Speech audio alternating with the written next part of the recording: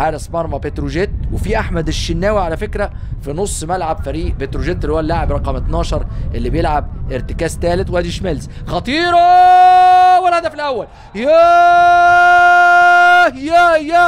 يا بقول لكم لعيب ده يا هذا اللاعب عمال من بدايه اللقاء بقول اثبت وجوده بقوه هذا الموسم. هذا اللاعب الاثيوبي الجنسيه اللي معاه ايضا جنسيه من النيجر يعتبر واحد من الاجانب المميزين في الكره المصريه. لعيب لمسته ساحره، اول كره تجيله امام المرمى استغل على طول سهوه من دفاع النادي الاهلي، خد الكره وخطفها ومن وضعيه انفراد ما تقضش عليه، مفيش حد قفل عليه السكه والمسافه امام المرمى، حط على طول من وضعيه الانفراد تتقطع او يطلعها الشناوي وهي عدت بكامل محيط الكره خط المرمى، تبقى ضربه ركني.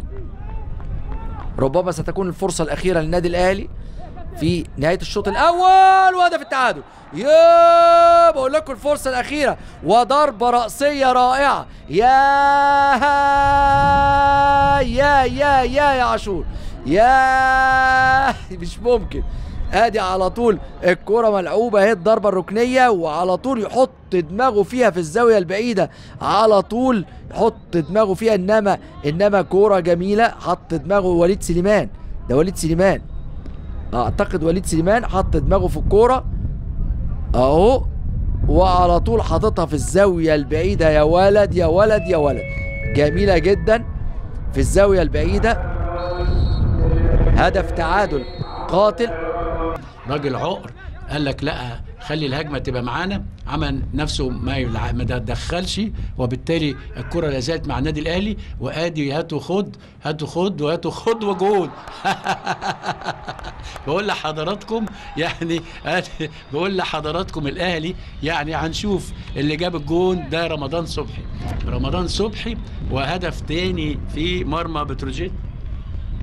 هنشوف بس هل احمد مجدي ولا مين ما الصوره تيجي التاني. المهم ان الاهلي 2-1 اهو هنشوفها مع بعض. ادي رمضان هاتوا خد مع تريزيجيه والسنتر هاف احمد مجدي هو اللي جاب الهدف في مرماه.